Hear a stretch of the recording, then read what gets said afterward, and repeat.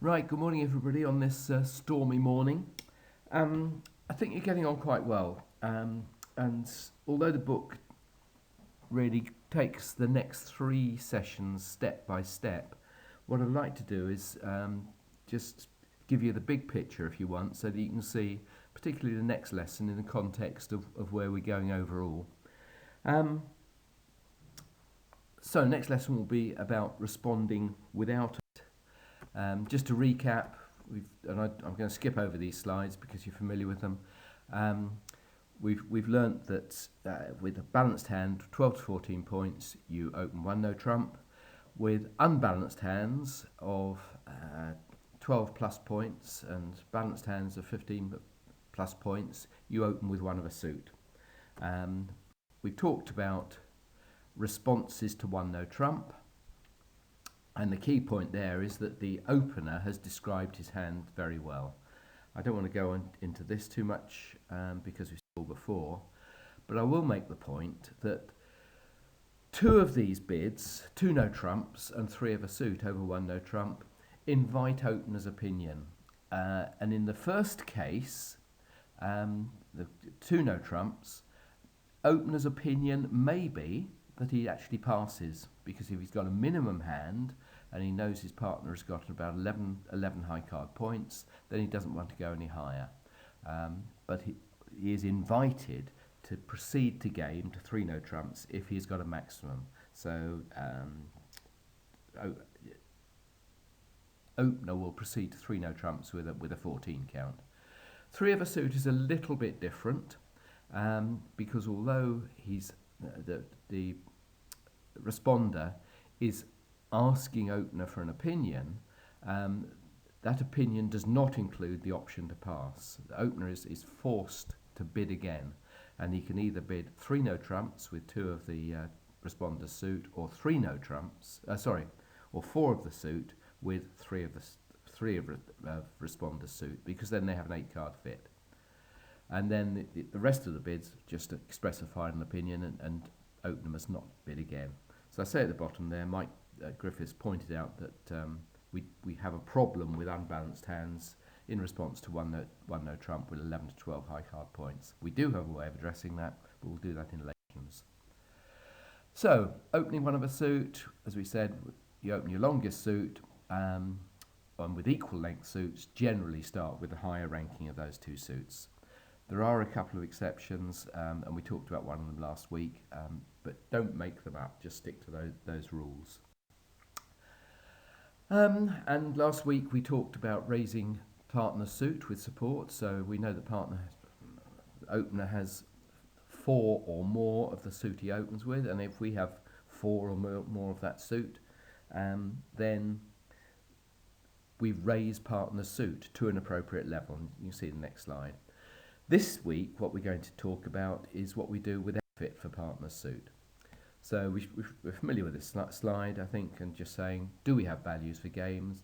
If we do, then we limit our hand as a responder and basically raise partner to the level that is appropriate for our holding, whether we think we can make just 8 tricks, 9 tricks or 10 tricks. And if we say we can make 8 or 9 tricks on the basis that opener has just a basic 12 high card points, then if he has a better hand, he's got the option to go on. So there's those three bids there. Oops, my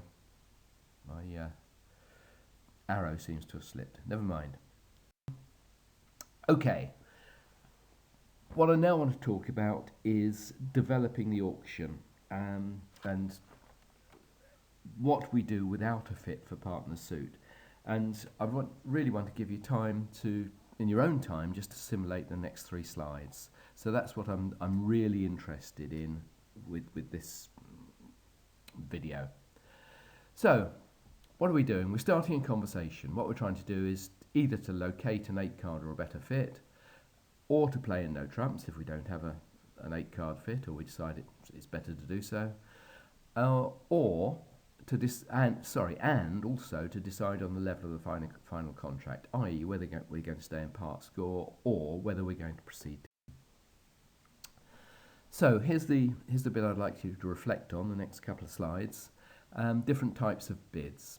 So we have limit bids. So we've come across quite a lot of those. They define the hand quite closely, and don't necessarily ask partner to bid again, although he may do in some circumstances. So a one no trump opening is a limit bid. It limits your hand in between quite tight boundaries. It says it's a balanced hand, 12 to 14 high card points. Two no trumps in response to a one no trump opening is a limit bid. It says I've got about 11, possibly 12 high card points, and if you want me to, you can now take a view based on that very exact piece of information as to what the final contract might be. One no trump, three no trumps is a limit bid. That's the end of the bidding. I've made a decision based on the fact the opener has 12 to 14 high card points, and I think we can make 9 tricks or game. One heart, two hearts, that's a limit bid. It says I've got between 6 and 9 points and 4 high card points and 4 card support for your suit. There are then what we call forcing bids, i.e. bids which skip a level of bidding and are not therefore limit bids. Somebody who makes that kind of a bid is not limiting their hand in any way. And the point about that is that they force partner to keep bidding open until game is reached. So, one no trump, 3 hearts. And that is, as we said, asking opener's opinion as to whether he has only 2 cards in the heart suit or 3 cards in the heart suit. With 2 cards he bids 3 no trumps, with 3 cards he bids 4 hearts. The option is not there to pass, he can't do it. And that a similar sequence is 1 club, 2 spades. This isn't something we've come across yet, and we'll come across it in later sessions. But basically, instead of bidding 1 spade, which is what you would normally do over 1 club, he's skipped a level of bidding and has bid 2 spades, and we call that a forcing to game bid. So after that you can take your time deciding where the best place is to finish up, as long as it's game. I'm going to introduce a new term now, which I wouldn't recommend that you use, but because it's not much used these days, but it's if you want a sort of open-ended bid. So when responder doesn't have a fit for partners opening one of a suit, and you want to start the conversation, any suit bid now requires opener to bid again. And the reason for that is these approach bids are, as I say, very open-ended, and you can have a very wide range of high card points. You might have only 6. You might have 12, 15, 19 even, possibly. So you're starting a conversation, and it would be rude, obviously, as you know, to stop a conversation in mid-conversation. So what these bids do are say, okay, I'm not telling you exactly what I've got. I'm giving you some kind of idea of where my length lies in terms of suits, and perhaps where my high card point and what my high card points are. But I want to keep the conversation open. And the key point is that opener will already have decided at that stage what his second bid will be. He will have been prepared for one of these approach bids, and we'll see examples of these during the course of the. Okay, here's some examples. So limit bids, they support partners suit, so 1 heart, 2 hearts, 1 heart, 3 hearts. We saw this last week. You can bid some number of no trumps, and this denies support, primary support for partner suit, but it also denies a biddable major suit. So, for example, 1 club, 1 no trump shows 6 to 9 high card points. And it says specifically, I don't have a 4 card heart or spade suit, and in fact denies a 4 card diamond suit as well. 2 no trump response, similar except more high card points. 3 no trump response, Again, similar, 13 to 15 high card points. And opener, given that these bids limit the hand quite tightly, can now decide whether he wants to bid again. So if it goes one heart, one no trump, opener with a balanced type of hand might well pass. That's quite possible. Or he might show a second suit, and we'll come on to this during the course of the week. So that's one sort of bid. So either supporting partner's suit or bidding no trumps. And then what we call approach bids, which say, as I say, they're fairly open-ended, and they require opener to bid at least once more. So bidding a new suit at the 1 level, this requires 6 high card points, and the reason for that, of course, is that opener may have up to 19. If we've got less than 6, there's no point in bidding again. So 1 diamond, 1 heart. That shows six or more high card points, could be quite a lot more, and shows 4 or more hearts. If you go to the 2 level, something like 1 heart, 2 clubs, and you don't jump bid, so you don't say 1 heart, 3 clubs, then you're showing more than 10 or more high card points. And the reason for that, of course, is that you're taking the bidding to the 2 level. You're contracting for 8 tricks rather than just 7. One diamond, 1 heart may still leave you only making 7 tricks, needing to make 7 tricks. For example, if opener rebids 1 no trump.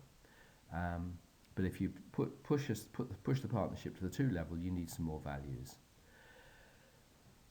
Importantly, a bit of a new suit denies 4-card support for opener's major suit. So, because we've already covered this above at limit bids, so if partner opens 1 heart or 1 spade, then we support them. That's what we do if we've got 4-card support. I made the point already that those approach bids are wide-ranging, and they force opener to continue the conversation. To that extent, are like forcing bids, except that they only force him to continue the conversation for one single round. So, if we're going to make an approach bid, and I say don't use this terminology because it's a bit out of date, but and people may not recognise it, but it expressed the idea quite well. Which suit do we respond with?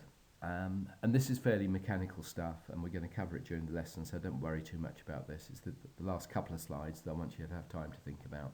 So with 2 or 3 4-card suits, then you bid the lower or the lowest. With 5-card suits, you start with a higher. And we'll see the reasons for that in the session. If you've got unequal length suits, prefer the longer as long as you have sufficient high card points to do so. So if your longer suit is is lower ranking than opener's suit, i.e. you have to bid it at the 2 level, then you can only do so if you have sufficient high card points, i.e. 10 or more. So let's now have a look at a couple of examples. So if you have equal length suits responding to 1 club, with 4 diamonds and 4 hearts, say 1 diamond. The reason for that is that if opener has 4 hearts, then he can bid them. He or she can bid them. So it will go 1 club, 1 diamond, 1 heart, and you found the heart fit. If, however, it goes 1 club, 1 heart, then you might well lose the diamond fit. With 4 of everything except clubs, i.e. 4 spades, 4 hearts, 4 diamonds, and 1 club, just say 1 diamond. With 5 spades and 5 hearts, this is the 5-5 distribution, start off with 1 spade. And the reason for that is you can bid 2 hearts on the following round. With unequal length suits, this is where it gets a little bit more complicated. With 5 clubs and 4 spades and more than 9 high card points, you've got the ability to bid at the 2 level. So you'll say 2 clubs. You bid your longest suit. However, if you've got 5 clubs and 4 spades and 6 to 9 high card points, while you would like to bid your 5-card club suit, you don't have the values to do it. So I say don't have enough high card points to bid at the 2 level, therefore The only thing you can do sensibly is bid one spade. We'll cover this in the lesson. It's fairly mechanical. What does an opener do next? And this is the big picture really. And it's covered on page 46, which is in this lesson. So opener will support responder suit if he can.